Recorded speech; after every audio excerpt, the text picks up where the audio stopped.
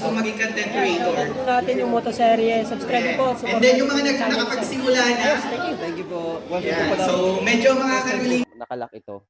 Hindi natin ma-switch on, switch off siya. So, yan ang isang dahilan niya. Yan. So, yan. Meron na. So, okay. Kung makikita natin, dapat yan may ilaw na dito. So, wala pa rin siya. So, dapat may ilaw na eh. So, dapat may ilaw na yung panel natin. So, dapat may ilaw na to. Kaya lang wala. So, pero ito malambot na siya.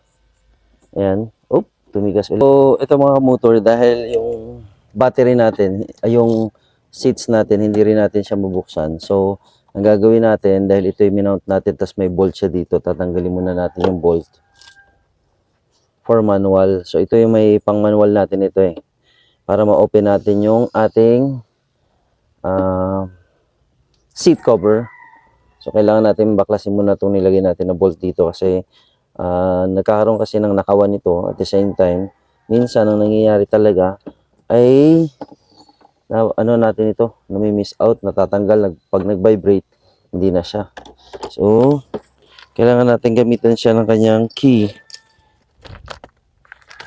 Yung key natin dito. So, manual key tayo para mabuksan natin yung ating seats.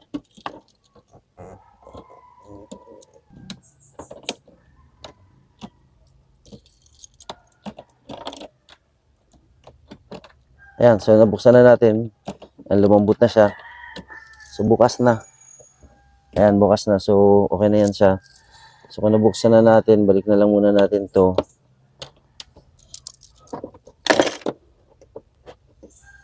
Balik natin. Kailangan kasi natin mabuksan yung para sa battery. So, para mabaklas natin yung battery. Kung battery talaga yung problema niya. So, ngayon, hindi na siya nakalock. So, hopefully, magagalaw na natin ito. Ayan, so ulit. Tumigas siya ulit. Ayan, so, seats, okay naman yung seats. Ayan, okay na siya. Pag binalik natin dito, may tendency na maglalak siya ulit.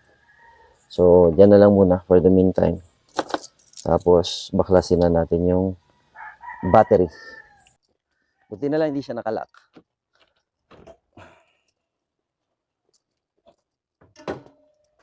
Siya nakalock.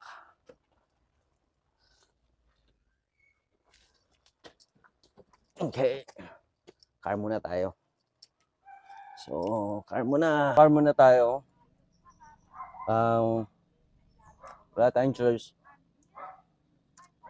Kundi dalhin sa battery station yung charging station yung ating battery. Okay, so punta tayo ng battery station, pa-charge tayo. Pa-charge tayo, balikan lang natin mamaya din. So abangan nyo yung susunod na mga pangyayari kung yun ba talaga. So, ayan, so dito na tayo sa Neil Battery. Shoutout. Dito po tayo lagi nagpapa-charge ng battery. At saka sa inquiry natin, kapag nag-inquire tayo, so dito tayo pumupunta.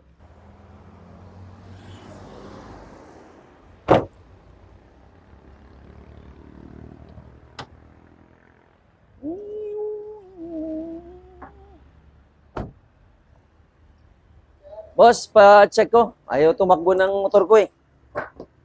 ADB 160. Sa tingin ko, naiwan ko ng mga ilang oras eh. Pa-check lang muna. Low-bat talaga, no? So, yan. So, yun ang dahilan. Low-bat talaga daw yung battery natin. Pag chinarge yan, sir, mga ilang oras? 15 minutes. Hintayin niyo po, sir. Balikan ko lang.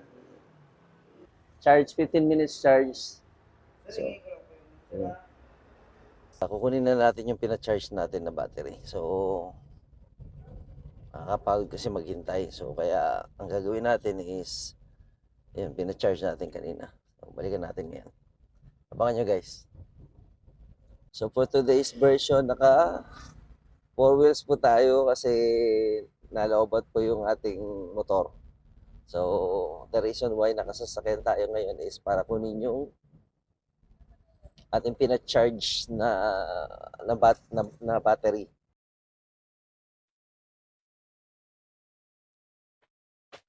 Ayan, so moment of truth. Kakabit na natin yung battery na pina-charge natin and hopefully yun lang talaga yung problema niya. So let's do this.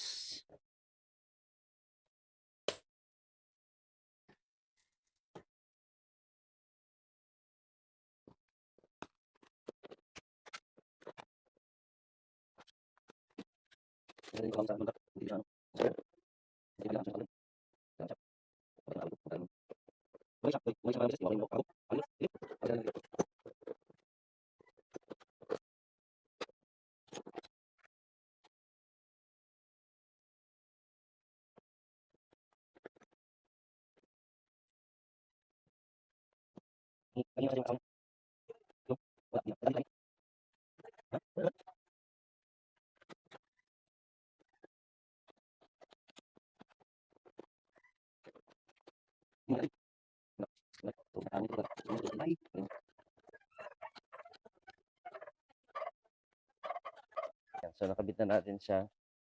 Positive, negative, and then yung ilaw natin, tingnan natin kung meron na siya. Malakas na, so ibig sabihin meron na siya. So, try natin. I-switch on. Switch on natin. Well, okay na. Ayan na, guys. Gumana na. Nakita nyo yung indication. Kanina wala. Tapos kanina kasi hindi natin ma-push ito. So, hindi natin ma-push kanina ito dahil nga it's automatic.